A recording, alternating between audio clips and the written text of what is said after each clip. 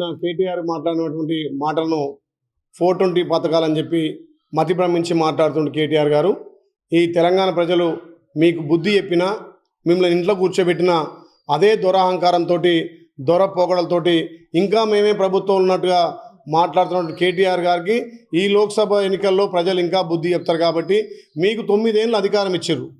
9 ఏళ్లలో ఏ పేదోడికి ration card ఇవ్వలే ఏ పేదోడికి డబుల్ బెడ్రూమ్ ఇవ్వలే కొత్త పెన్షన్ ఇవ్వలే రైతు రుణమాఫీ చేయలే ఇలా ఏది చేత కాకుండా తెలంగాణ ప్రజలు ఇందిరమ్మ రాజ్యాన్ని కోరుకున్నారు ఇందిరమ్మ రాజ్యంతో పాటు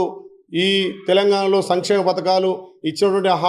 హామీలను అమలు చేయడం కోసం ప్రభుత్వం వచ్చిన 48 గంటల్లోనే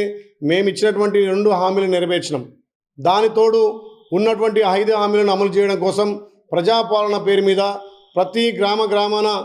ప్రజల వద్దకు వెళ్ళి ప్రభుత్వ యంత్రాంగం మొత్తం ప్రజల వద్ద గ్రామ సభల ద్వారా వాళ్ళకు కావాల్సినటువంటి ఏవైతే పథకాలు ఉన్నాయో ఒకే దరఖాస్తుతోటి ఆ దరఖాస్తు కూడా ప్రభుత్వ అధికారులే నేరుగా లబ్ధిదారులకు ఇండ్లలో చేకూర్చి వాటిని ఫిలప్ చేసి తీసుకొని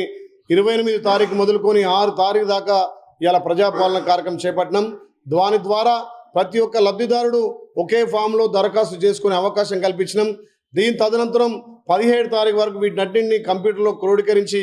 ఎవరు ఏ రకంగా లబ్ధిదారులతో వారికి లబ్ధి చేకూర్చి ఇచ్చిన మాట నెరవేర్చుకోవడం కోసం కాంగ్రెస్ పార్టీ ప్రజాపాలన పెడితే ఇక ప్రజల నుంచి వస్తున్న స్పందన చూసి ఓర్వలేక